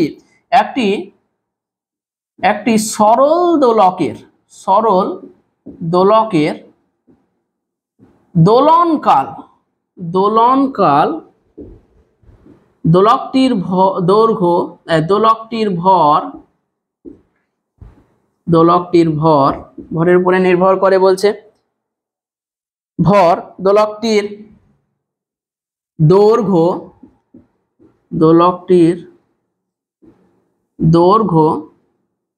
মানে এল, ভর মানে হচ্ছে এম, এবং আর একটা জিনিস অভিকর্ষজ এবং অভিকর্ষজ ত্বরণের উপর নির্ভর করে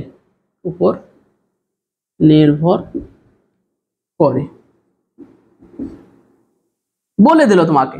তাহলে বলছে যে দোলকটির দোলনকালের রাশিমালা নির্ণয় করো। তাহলে দোলকটির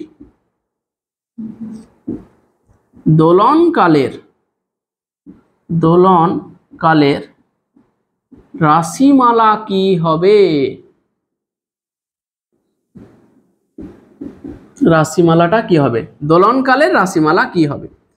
ভালো করে বোঝো, দোলনকাল মানে একটা সরল দোলক মানে কি, এরকম ধরো একটা দড়ি বেঁধে কোনো একটা জিনিসকে ঝুলিয়ে দিয়েছো তুমি, দিয়ে একটু নড়িয়ে দিয়েছো, দুলবে এইভাবে, এইভাবে দুলবে, তাহলে এইটা হচ্ছে দৈর্ঘ্য যে সুতোটাতে বাঁধা আছে।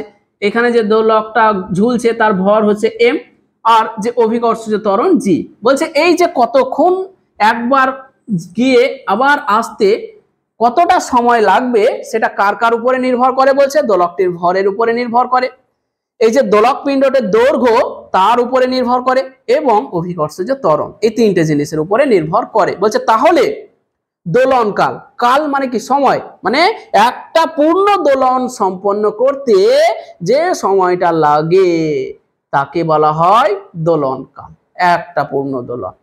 ওকে, আচ্ছা, তো বলছে যে দোলক পিণ্ডের দোলন কালকে ক্যাপিটাল টি দ্বারা লেখা হয় সময়।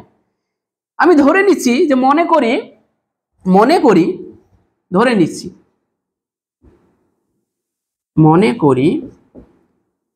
দোলকটির দোলনকাল হবে কত হবে, টি সমান K M to the power X, L to the power Y এবং G to the power Z.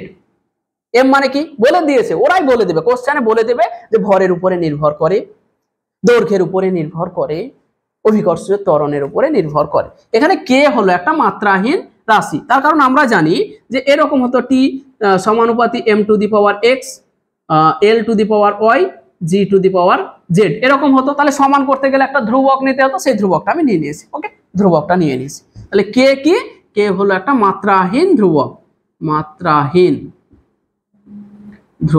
কে হলো মাত্রাহীন ধ্রুবক। ওকে, তাহলে দেখো তো দুই দিকে এই সমীকরণটা, তাহলে আমরা ধরে নিলাম যে রাশিমালাটা কি রকম হবে, এরকম হবে, এটাকে আমি 1 নম্বর নাম দিলাম 1 নম্বর। তাহলে আমি যদি এক্স এর মান বার করতে পারি, ওয়াই এর মান বার করতে পারি, জেড এর মান বার করতে পারি, দিয়ে এখানে বসে দিতে পারি, তাহলে সরল দোলকটির দোলনকালের রাশিমালাটা পেয়ে যাব, তাই না। তাহলে আমাদের উদ্দেশ্য হচ্ছে এক্স ওয়াই জেড বার করতে হবে, এক্স ওয়াই জেড বার করতে হবে।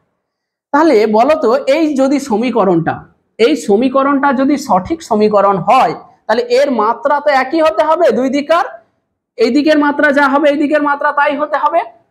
তাহলে সমমাত্রিক নীতি থেকে আমরা কি করতে পারবো, এই দিকের মাত্রা সমান হবে এই দিকের মাত্রা পুরোটা। তাহলে সমমাত্রিক নীতি থেকে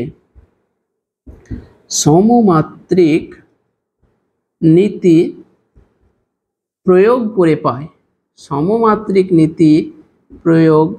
করে পাই কি পাই, যে এই যে টি এর মাত্রা সমান কি হবে, এই যে কে বলেছি মাত্রাহীন ধ্রুবক, মানে তার কোনো মাত্রা নেই, তাহলে তাকে আমি নিচ্ছি না। তাহলে এম এক্স তার মাত্রা হলো, এল মানে দৈর্ঘ্য, ওয়াই পাওয়ার ওয়াই তার মাত্রা, into G to the power Z তার মাত্রা। এটা কি হতে হবে, অবশ্যই সমান হতে হবে। তাহলে দেখো টি এর মাত্রা কি, টি সমান এম মানে কি ভরের মাত্রা কি ক্যাপিটাল এম, তাহলে capital M to the power X হলো। এল মানে কি দৈর্ঘ্যের মাত্রা কি capital L, L to the power Y হলো। আর জি মানে কি অভিকর্ষজ ত্বরণ, তো যে কোনো ধরনের ত্বরণের মাত্রা একই, তাহলে অভিকর্ষজ ত্বরণের মাত্রা কি, সাধারণ ত্বরণের মাত্রা যেটা সেটাই অভিকর্ষজ ত্বরণেরও মাত্রা, এল টি টু দি পাওয়ার -2। তাহলে এল টি টু দি পাওয়ার -2 তার পাওয়ার দেখো জেড আছে কি নেই, আছে। এবার আমি এই জায়গাটাকে এরকম করতে পারি না, দেখো তো 1 × 1, আমি কি কিছু করেছি, কোনো একটা রাশির সাথে 1 গুণ করলে কি হয়, কিছু হয় না, হয় না, কিচ্ছু হয়। কোনো একটা ভৌত যে কোনো রাশির সাথে তুমি 1 গুণ করো, কিছু যায় আসবে না। তো এবার তোমরা এটাও জানো যে a টু দি পাওয়ার 0 সমান কত হয় বলো তো, 1 হয়। তাহলে m টু দি পাওয়ার 0 সমান কত হবে, 1 হবে না, m টু দি পাওয়ার 0 সমান 1 হবে, l টু দি পাওয়ার 0 সমান কত হবে, 1 হবে। তাহলে আমি এটাকে লিখতে পারি m to the power 0, l to the power 0, কিছুই করিনি, 1 গুণ করেছি, আবার 1 গুণ করেছি, t সমান m to to the power X, দেখো L to the power Y, এইখানে দেখো এল আছে তার power Z, L to the power Z, তারপর হচ্ছে T to the power -2 into Z মানে -2z। এটাকে আমরা কিভাবে লিখতে পারি দেখো, M to the power 0, L to the power 0, T to the power 1 সমান M to the power X, L to the power Y এবং L to the power Z মানে L to the power Y plus Z হলো টি to the power -2z। এই দাঁড়ালো আমাদের। এবার আমি কি করব, এই সমীকরণটা যেহেতু সঠিক তাই উভয় দিকে এম এর ঘাত বা পাওয়ার একই হবে, এল এর ঘাত বা পাওয়ার একই হবে, উভয় দিকের এল এর ঘাত বা পাওয়ার একই হবে, তারপরে টি এর উভয় দিকের ঘাত বা পাওয়ার একই হবে। তাহলে এখান থেকে আমি এখানে চলে আসলাম। এখন সমীকরণটির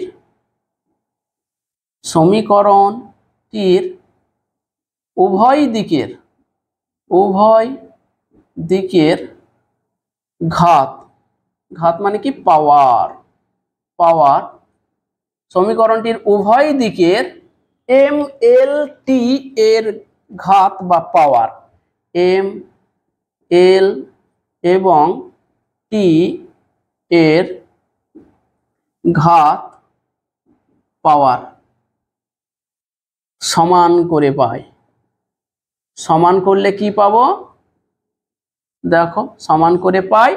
তাহলে এই দিকে দেখো এম এর পাওয়ার কত আছে, 0 আছে, এইদিকে এম এর পাওয়ার কত আছে, এক্স আছে, তাহলে আমরা কি করতে পারবো, এক্স সমান 0, এক্স সমান 0, 1 নম্বর গেল। তারপরে দেখো এইদিকে এল এর পাওয়ার কত আছে 0 আর এইদিকে এল এর পাওয়ার কত আছে ওয়াই প্লাস জেড, তাহলে ওয়াই প্লাস জেড সমান কত 0। এখান থেকে আমরা কি লিখতে পারছি দেখো, ওয়াই সমান -z।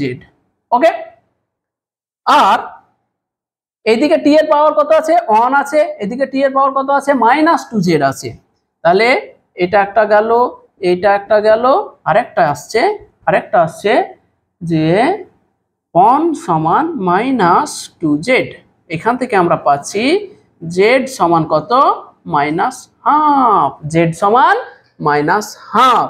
তাহলে এইখানে দেখো z এর ভ্যালু যদি আমি বসিয়ে দিই তাহলে কত পাবো, y সমান z মানে হচ্ছে -হাফ সমান কত হয়ে গেল 1/2। বাস, তাহলে আমার হয়ে গেল x সমান 0, y সমান হাফ, z সমান -হাফ। ওকে, দেখো আমি পেয়ে গেছি x y z বার করে নিয়েছি। তাহলে এখন কি করব, এইখানে বসিয়ে দেব, তাহলেই সরল দোলকটির দোলনকালের ফর্মুলা বেরিয়ে আসবে। মুছে দিলাম এটা আমি। তাহলে 1 নম্বর সমীকরণে, এটাকে আমরা 1 নম্বর সমীকরণ নাম দিয়েছিলাম। 1 নম্বর সমীকরণে x সমান 0, y সমান হাফ, z সমান -হাফ বসিয়ে পাই কি পাচ্ছি, t সমান k m to the power 0, l to the power half, g to the power -half. তাহলে আমরা এখানে দেখো m টু দি পাওয়ার 0 মানে কি 1 হয়ে গেল, তাহলে t সমান কত হয়ে গেল k, l to the power half মানে কি √l divided by g to the power -half মানে নিচে নেমে যাবে, তাহলে t সমান কি দাঁড়ালো, t সমান দাঁড়ালো k √l/g। এটাই হলো সরল দোলকের দেখো দোলনকাল একটা ফর্মুলা চলে আসলো। একটা সরল দোলকের ফর্মুলা কি হবে দেখো, t সমান k √l/g, t সমান k √l/g। এই সমীকরণটার সঠিক রূপ হচ্ছে প্রকৃতপক্ষে t সমান হচ্ছে 2π √l/g। এটা এই যে k এর ভ্যালু হচ্ছে 2π, এই k এর ভ্যালু কত সেটা কিন্তু মাত্রা বিশ্লেষণ পদ্ধতিতে বার করা যায় না। এটা হচ্ছে মাত্রা বিশ্লেষণ পদ্ধতির একটা অসম্পূর্ণতা বা ত্রুটি হলো। তারপরে হচ্ছে কত বাজলো,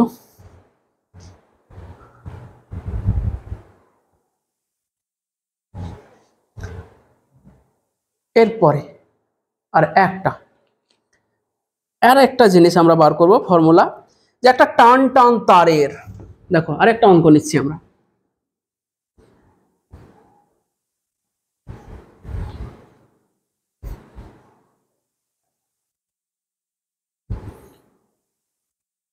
আরেকটা পুরো মুছে দিলাম।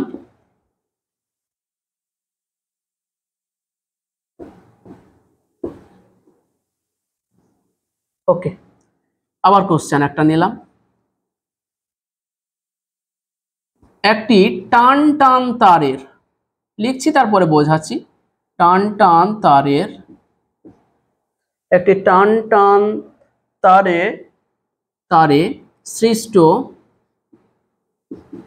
তরঙ্গের বেগ ভি সমান হচ্ছে K T to the power X mu to the power Y হলে এক্স ও ওয়াই এর মান কত? হলে এক্স ও ওয়াই এর মান কত হবে?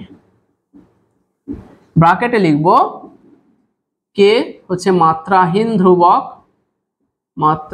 ধ্রুবক, ওকে। টি মানে হচ্ছে তারের টান কিন্তু এক ধরনের বল, হ্যাঁ। টান এই যে টেনে ধরে আছি, বল প্রয়োগ করে আছি, তো টান হচ্ছে এক ধরনের বল।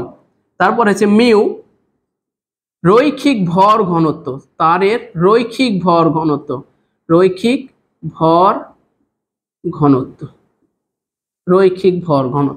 এই তিনটে বলছে যে একটা এইরকম, দেখো এরকম করে ধরো একটা তারকে দুদিকে টান করে বেঁধে রাখা হয়েছে এরকম ভাবে, দিয়ে তুমি এই জায়গাতে যদি টেনে ছেড়ে দাও তাহলে কি হবে? তারটা উপর নিচে কম্পন করতে থাকবে, তখন তারটার মধ্য দিয়ে কি যাবে? একটা ওই তরঙ্গ যাবে, এইরকম ভাবে একটা তরঙ্গ যাবে। এই যে তরঙ্গটা যাচ্ছে, সেই তরঙ্গটার একটা বেগ আছে, সেই বেগটা কোন কোন জিনিসের উপরে নির্ভর করে?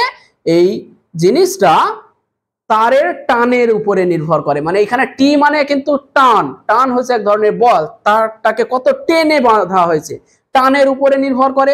এবং তারের রৈখিক ভর ঘনত্ব মানে হচ্ছে ধরো 10 মিটার দৈর্ঘ্যের একটা তারের ভর ধরো 10 গ্রাম, তাহলে 1 মিটারের ভর কত? 1 গ্রাম।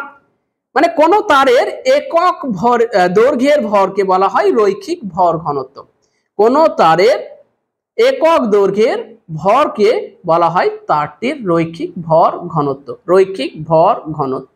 তাহলে রৈখিক ভর ঘনত্ব আমরা লিখবো, সব দেখাবো এখানে। তাহলে এটা হলো প্রশ্ন, তাহলে আমাকে এক্স এবং ওয়াই এর মানটা বার করতে হবে। তাহলে এফ সমান কি দিয়েছে? K T to the power X mu to the power Y বলে দিয়েছে, কোনো সমস্যা নেই। তাহলে উভয় দিকের মাত্রা কি হবে? অবশ্যই সমান হবে, উভয় দিকের মাত্রা অবশ্যই সমান হবে। তাহলে সমীকরণটির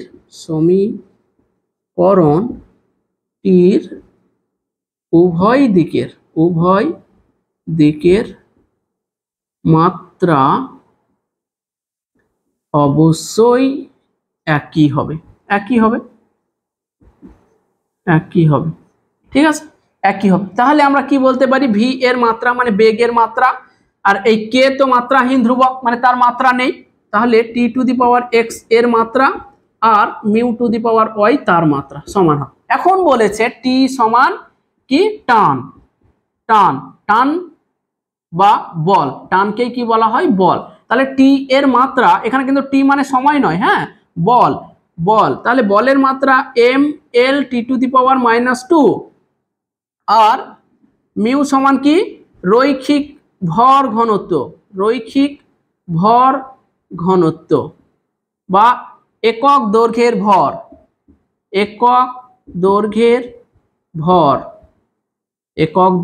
ভর, এই মিউ সমান লেখা হয় এম বাই এল, রৈখিক ভর ঘনত্ব। তাহলে মিউ এর মাত্রা কি দাঁড়াবে? ভরের মাত্রা বাই দৈর্ঘ্যের মাত্রা সমান কি হবে? m বাই l সমান হচ্ছে m l to the power minus 1, m l to the power minus 1। তাহলে উভয় দিকের মাত্রা আমি বসিয়ে দিচ্ছি। বেগ মানে কি l t two the power minus 1 সমান t two the power x, তাহলে t এর মাত্রা এটা m l t two the power minus 2 তার পাওয়ার x আছে x করে দিলাম ইনটু এটা দেখো m l to the power minus 1 পাওয়ার আছে y করে দিলাম। তাহলে দেখো তো m to the power x আর এখানে m to the power y, তার মানে আমরা লিখতে পারবো m to the power x plus y। এখানে দেখো l আছে l to the power x, এখানে আছে l to the power minus y, তাহলে আমি লিখতে পারি l to the power x minus y পারি। তারপরে এখানে t নেই, এখানে t আছে t two the power minus 2x। ওকে, তাহলে আমি এইটা পেলাম। তাহলে l t two the power minus 1, এখানে আমি কি আছে 1 আছে ভাবতে পারি, এখানে 1 আছে, তাহলে এই 1টাকে আমি কি লিখে দিতে পারি m টু দি পাওয়ার 0, কারণ আমি সবার মাত্রাকে দেখাতে চাইছি। m নেই মানে m টু দি পাওয়ার 0 আছে। আচ্ছা, তাহলে এইটাকে আমি কি করব, এই সমীকরণটার উভয় দিকের m l এবং t এর মাত্রা t এর ঘাতগুলোকে সমান করে পাই। এই সমীকরণের উভয় দিকের m l এবং t এর ঘাত বা পাওয়ার সমান করে পাই।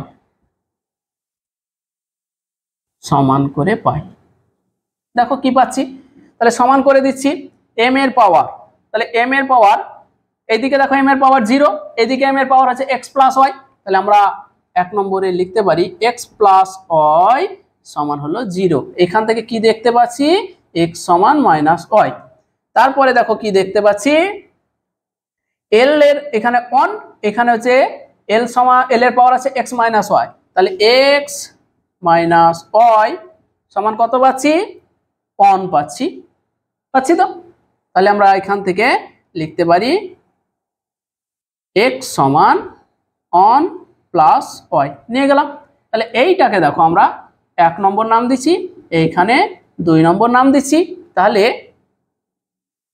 1 আর 2 থেকে পাই 1 ও 2 থেকে পাই কি পাচ্ছি, দুজনেরই বাম দিক x আছে, তাহলে আমরা লিখতে পারবো মাইনাস y সমান 1 প্লাস y কি দাঁড়াচ্ছে দেখো, তাহলে এইটা এদিকে নিয়ে যাচ্ছি, তাহলে 0 সমান 1 প্লাস 2y, তাহলে কি দাঁড়াচ্ছে 2y সমান মাইনাস 1, y সমান মাইনাস হাফ, y বেরিয়ে গেল। y যেমনই বেরিয়ে গেল x বেরিয়ে যাবে 1 নম্বর থেকে। তাহলে 1 থেকে পাই x সমান মাইনাস y সমান মাইনাস অফ মাইনাস হাফ সমান কত হয়ে গেল হাফ। ওকে, আর একটা জিনিস বার করতে আছে, কিচ্ছু বার করতে নেই, আর x আর y তো বার করতে ছিল আমার, তাহলে হয়ে গেল x এবং yটা বেরিয়ে গেল। তাহলে আমি কি পেয়ে গেলাম, x সমান পেলাম হাফ, y সমান পেলাম মাইনাস হাফ। ওয়াহ, এটাও নিটে পড়েছিল যে এই ধরনের একটা প্রবলেম দিয়েছিল, যদি বেগ এইরকম হয় তাহলে x এবং y এর মান কত হবে। তাহলে আমরা বলবো অতএব x সমান হাফ, y সমান হাফ। তাহলে আমরা এই সমীকরণটাতে x এবং y এর ভ্যালু বসিয়ে দিলেও গাণিতিক ফর্মুলাটাও আমরা পেয়ে যাব, তাই না। তাহলে দেখো আমরা আজকে মাত্রা বিশ্লেষণের সাহায্যে বেশ কিছু কাজ করে নিলাম। আর ছোট্ট 2 মিনিটের একটা টপিক আছে, সেই টপিকটা হচ্ছে যে মাত্রা বিশ্লেষণের সাহায্যে আমরা তো বেশ কিছু কাজ করলাম। যেমন কোন একটা ভৌত রাশির মান 1 একক পদ্ধতি থেকে আরেক একক পদ্ধতিতে রূপান্তর করলাম। তারপরে হচ্ছে যে কোনো সমীকরণ সঠিক কিনা সেটা যাচাই করতে পারলাম। তারপরে হচ্ছে যে বিভিন্ন ভৌত রাশির মধ্যে পারস্পরিক সম্পর্ক নির্ণয় করতে পারলাম। এই সমস্ত কাজ মাত্রা বিশ্লেষণের সাহায্যে আমরা করতে পারলাম। কিন্তু মাত্রা বিশ্লেষণের সাহায্যে বেশ কিছু কাজ করা সম্ভব হয় না। তাই এখন যে টপিকটা আমরা আলোচনা করব সেটা হচ্ছে মাত্রা বিশ্লেষণের অসম্পূর্ণতা বা মাত্রা বিশ্লেষণের ত্রুটি। এই যে মাত্রা বিশ্লেষণ পদ্ধতি দ্বারা কি কি করা সম্ভব হয় না, যেমন দেখো মাত্রা বিশ্লেষণের সাহায্যে আমরা এই সম্পর্কটা আমরা তৈরি করতে পারলাম। এই সম্পর্কটা অ্যাকচুয়াল যে সম্পর্ক বা অ্যাকচুয়াল যে ফর্মুলা সেটা হচ্ছে t সমান 2π√L/g। আর এইখানে আমরা যেটা করতে পারলাম সেটা হচ্ছে t সমান k, যেখানে k হচ্ছে একটা মাত্রাহীন ধ্রুবক, √L/g। অর্থাৎ কোনো একটা সম্পর্কে যদি কোনো ধ্রুবক থাকে তাহলে সেই ধ্রুবকটার মান আমরা কিন্তু মাত্রা বিশ্লেষণের সাহায্যে নির্ণয় করতে পারি না। ঠিক আছে, তাহলে 1 নম্বর অসম্পূর্ণতা বা 1 নম্বর ত্রুটি, কোনো সম্পর্কে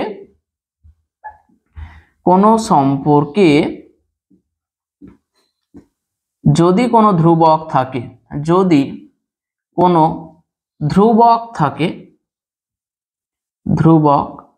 থাকে তাহলে মাত্রা বিশ্লেষণের সাহায্যে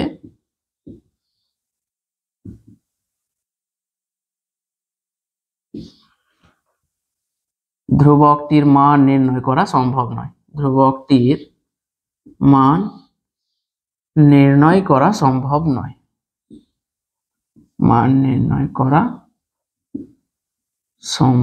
নয়। ওকে, তাহলে এটা গেল 1 নম্বর। যদি কোনো ধ্রুবক থাকে, যে কে ধ্রুবকটা দেখতে পাচ্ছ, এই কে ধ্রুবকটার অ্যাকচুয়াল ভ্যালু হচ্ছে 2π, কিন্তু মাত্রা বিশ্লেষণের সাহায্যে কে এর মান বা ধ্রুবকটির মান কিন্তু আমরা নির্ণয় করতে পারিনি। 2 নম্বর হচ্ছে যদি কোনো সমীকরণে, যদি কোনো সম্পর্কে বা যদি কোনো সমীকরণে একটা মাত্রা যুক্ত ধ্রুবক থাকে তাহলে সেই সমীকরণটা প্রতিষ্ঠা করা যায় না বা সেই সম্পর্কটা প্রতিষ্ঠা করা যায় না। তাহলে কি বলবো, যদি কোনো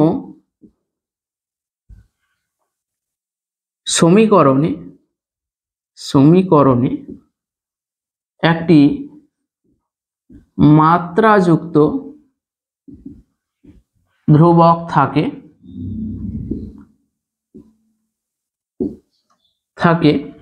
তাহলে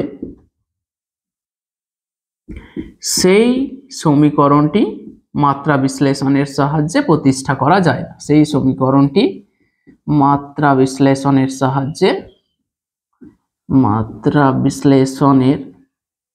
সাহায্যে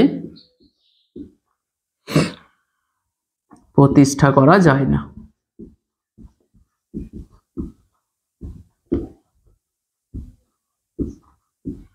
যেমন আমি যদি উদাহরণ দিই, যেমন F সমান G(m1m2/r²), এটা কি নিউটনের মহাকর্ষ সূত্র। m1 এবং m2 ভরের দুটি বস্তু যদি r দূরে থাকে তাহলে তাদের মধ্যে কত মহাকর্ষ বল কাজ করে তার ফর্মুলা হচ্ছে এটা। এইখানে যে ধ্রুবকটা দেখছো ক্যাপিটাল G, এই ধ্রুবকটি মাত্রাহীন ধ্রুবক নয়, এর একটা মাত্রা আছে। তাই মাত্রা বিশ্লেষণের সাহায্যে এই সম্পর্কটা প্রতিষ্ঠা করা যায় না।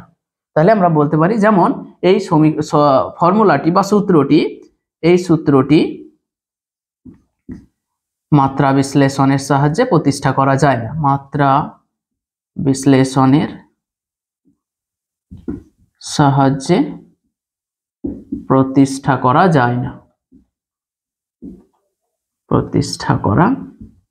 যায় না। কারণ G এর মাত্রা রয়েছে। বোঝা গেল? 3 নম্বর ত্রুটি দেখো, যদি কোনো সমীকরণে বা যদি কোনো সম্পর্কে একটা মাত্রাহীন ভৌত রাশি থাকে তাহলে ওই মাত্রাহীন রাশিটি অন্য রাশিগুলির সাথে কিভাবে নির্ভরশীল সেটা কিন্তু মাত্রা বিশ্লেষণের সাহায্যে নির্ণয় করা যায় না। যেমন কি বলবো, যদি কোনো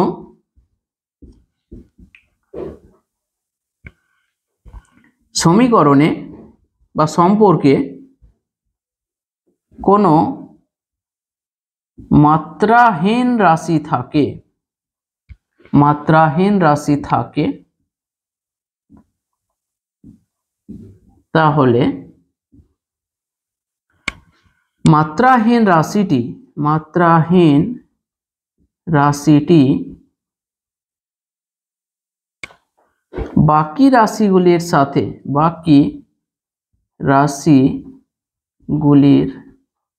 সাথে কিভাবে নির্ভরশীল সেটা মাত্রা বিশ্লেষণ থেকে নির্ণয় করা যায় না।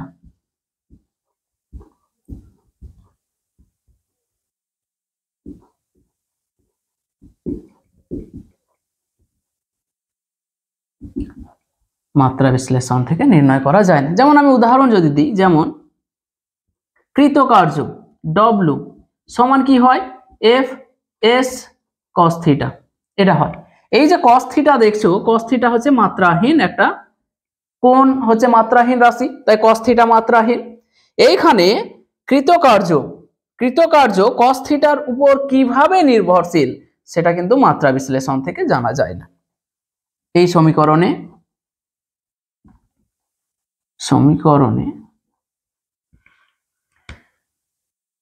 cos থিটা বাকি রাশিগুলির উপর কিভাবে